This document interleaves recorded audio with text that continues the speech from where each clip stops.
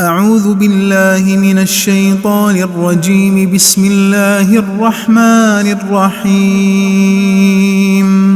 يا أيها الذين آمنوا لا تقدموا بين يدي الله ورسوله واتقوا الله إن الله سميع عليم.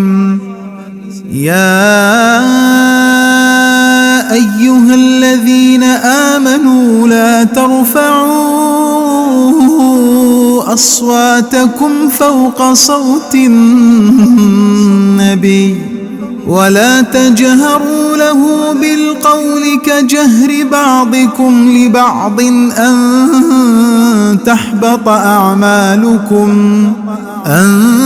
تحبط أعمالكم وأنتم لا تشعرون. إن الذين يغضون أصواتهم عند رسول الله أولئك الذين امتحن الله قلوبهم للتقوى لهم مغفرة وأجر عظيم.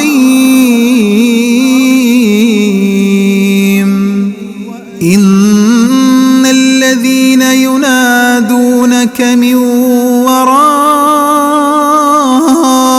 الحجرات أكثرهم لا يعقلون. ولو أنهم صبروا حتى تخرج إليهم لكان خيرا لهم والله غفور رحيم. يا أيها الذين آمنوا إن جاءكم فاسق بنبأ